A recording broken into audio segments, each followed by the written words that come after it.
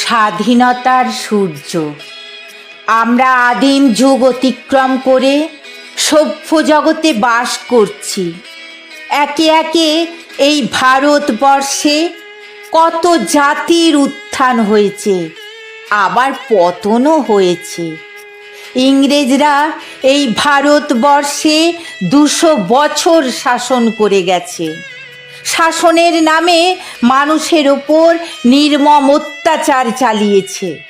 পরাধীনতার গ্লানি থেকে মুক্তি পেতে মানুষের ওপর ভয়ঙ্কর অত্যাচারের বিরুদ্ধে রুখে দাঁড়িয়েছেন গান্ধীজি, নেতাজি সুভাষচন্দ্র, বিনয় বাদল, দীনেশ, প্রফুল্ল চাকি, ক্ষুদিরাম বসুর মতো শত শত বিপ্লবীর দল। ইংরেজদের বিরুদ্ধে লড়াই করে বিপ্লবীরা নিয়ে এলেন স্বাধীনতা। 1947 সালের 15ই আগস্ট ভারত দেখল স্বাধীনতার সূর্য। কিন্তু সত্যি কি আমরা স্বাধীন হয়েছি?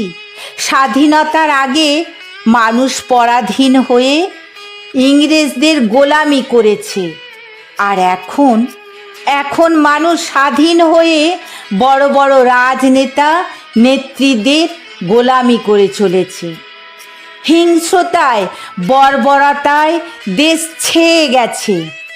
সাধারণ মানুষ নিরাপত্তাহীনতায় ভুগছে। বর্তমান সমাজে নারীরা হচ্ছে প্রতিনিয়ত লাঞ্ছিতা, ধর্ষিতা, নিগৃহীতা। কালের অতলে তলিয়ে যাচ্ছে মানবিকতা, বিচার, বুদ্ধি, সভ্যতা। তবুও আমরা বলছি, আমরা স্বাধীন দেশের নাগরিক। হে ভারতবর্ষের নাগরিক, তোমরা জাগো। নারী পুরুষ নির্বিশেষে আমরা যেন সত্যিকারের স্বাধীনতার সুখ পাই। আমরা যেন সর্বদা স্বাধীনতার সূর্য উদিত দেখতে পাই।